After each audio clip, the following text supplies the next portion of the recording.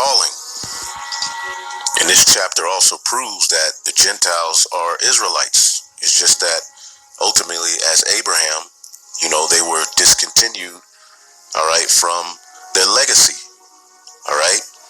Romans 9, okay, and 24. Even us whom he have called, not only of the Jews only, the natural branches, all right, who were raised and born in the customs of knowing, all right, that they were Israelites, knowing the laws, understanding the temple, the sacrifice, all of those things, but also of the Gentiles, all right, which were those who weren't raised in those customs, which that was the back and forth at this time in the New Testament.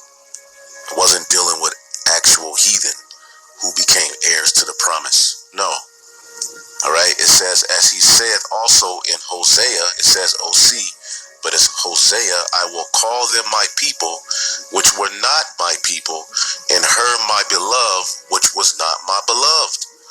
You see, the Gentiles were not called his people at one point. Why? Because they detached and continued from the understanding of who they were and were following idols, which is prophecy. Just like Abraham. Okay?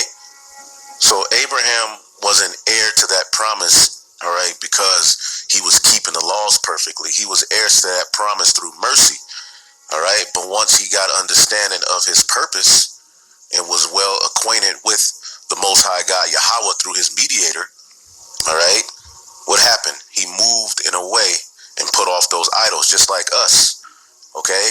So in a place where it was said unto them, ye are not my people, there shall they be called the children of the living God, the sons of God. All right, and he's quoting Hosea to prove to you that these Gentiles, all right, which are linked to Abraham, are speaking of Israelites. See, Abraham was still a son of God. He just didn't know until he was awakened, just like you. All right, just like us. Now, to get the cross reference is going to take you to Hosea, the first chapter. Okay, in which Hosea is ultimately told to lay with the harlot and bear children, and he actually did it. All right, this is Hosea 1 and 9. Here's the conclusion of the matter. Then said God, call his name, Lo Ami, for ye are not my people, and I will not be your God. Yet the number of the children of Israel shall be as the sand of the sea, which cannot be measured nor numbered. And it shall come to pass that in that place where it was said unto them, ye are not my people, there shall it be said unto them, ye are the sons of the living God. See that? The Gentiles that Romans are referencing to ultimately being called the sons of God are Israelites. Then shall the children of Judah and the children of Israel, all right, be gathered together, all 12 tribes, and appoint themselves one head, and they shall come up out of the land, for great shall be the day of Jezreel. All right, Yashra'Allah, the seed of the power, all right, which is the remnant. So it says Israel is going to be as the sand of the sea, which was promised to Abraham, Isaac, and Jacob. All right, but we know according to Isaiah, a remnant will return. You see, a remnant will return for the purpose of being heirs to that promise. See, Acts 26 and 6, Paul understood this, and now I stand and am judged for the hope of the promise made of God unto our fathers. See, unto which promise are 12 tribes. See, instantly serving God day and night, hope to come. The promise is for the 12 tribes. You see, but how that promise would be gotten stirred up a lot of those Jews who were raised in the customs, because it would be primarily through the downtrodden, all right, uncircumcised Israelites, which Abraham was uncircumcised when he was brought back to that understanding, man. All right. So real quick, I'll get this and then we'll get into Revelation. All right. This is Exodus 32 and 13. Remember Abraham, Isaac, and Israel. Abraham, Isaac, and Jacob, man. Thy servants to whom thou swearest by thine own self. So is the Most High a liar? And saidest unto them, I will multiply your seed as the stars of heaven. And all this land that I have spoken of you will I give unto your seed, and they shall inherit it forever.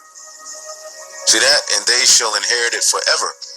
All right. So when you get, all right, Revelation, the 7th chapter, okay, this is ultimately that seed that would be heirs to the promise.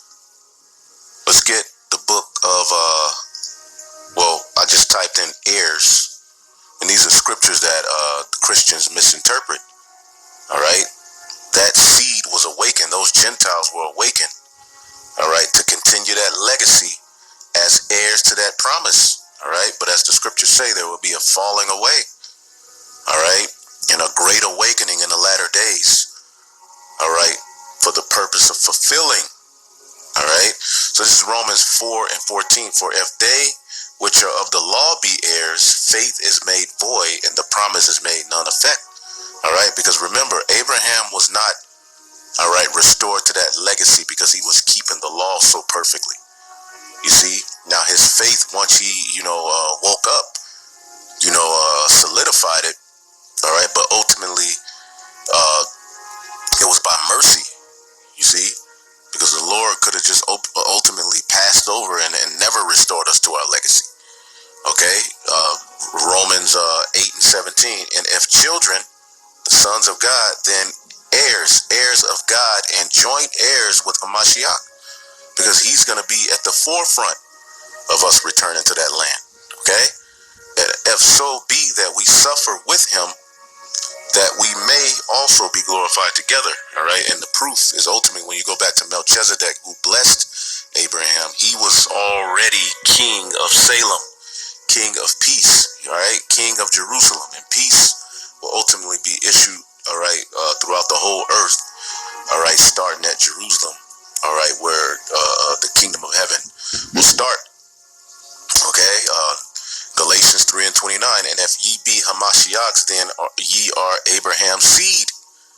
See, through Isaac and Jacob, which are of the faith. All right, peace be to the Israel of God. Not all Israel of Israel. The Lord is only dealing with a remnant.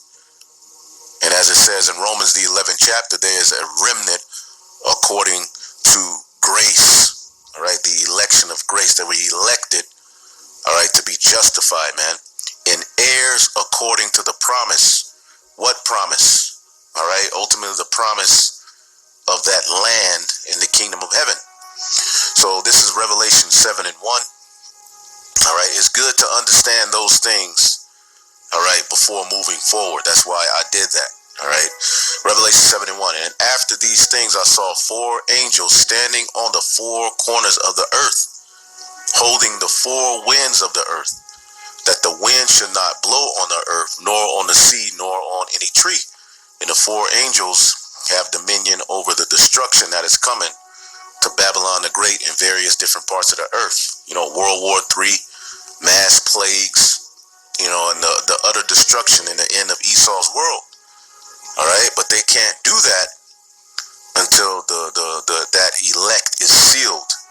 Okay, this is verse 2. And I saw another angel ascending from the east, all right, having the seal of the living God, all right, the complete, all right, of the gospel, man, the completion of the gospel, which in it is what? The last plagues, man, you see, that are going to be issued forth on the earth, which ultimately is going to usher in the return of Yahushai to gather his elect. Remember, Yahushua is coming to gather his elect. All right, let's get Matthew 24. Matthew 24 and 31. And he shall send his angels with the great sound of a trumpet, and they shall gather together his elect from the 4 winds, from one end of heaven to another. See that? And how will the elect be gathered? All right. after being in a dead state in the spiritual Sodom and Egypt and the heathen rejoicing over us, all right, the spirit of life from God would enter into them, okay, and the people would see us waking up, and that's happening right now, you see. But in verse 12, all right, those who were once dead, who've returned to that lively state, just like Abraham, okay, who was serving idols in Ur of the Chaldees, all right, a physical Babylon, and they heard a great voice from heaven saying unto them, come up hither, and they ascended up to heaven in a cloud, and their enemies beheld them. Okay, so this is coming. No matter how many lies people tell on the scriptures, these prophecies are coming to pass, man. Okay, so Revelation 7 and 2, and I saw another angel ascending from the east, having the seal of the living God, and he cried with a loud voice to the four angels, to whom it was given to hurt the earth and the sea, showing you that there's complete order in the heavens, saying, hurt not the earth, neither the sea, nor the trees, till we have sealed the servants of God of our God in their foreheads. All right, and who's he the God of? Abraham, Isaac, and Jacob. All right, that's all throughout the scriptures, man. Okay, so the servants of Yahweh, Bahashem, Yahweh Shai, would have to be sealed, all right, in their foreheads, all right. And I heard the number of them which were sealed. Let's look up this word, sealed. Okay.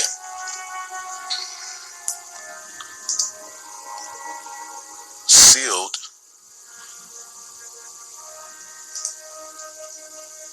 Strong's G 4972.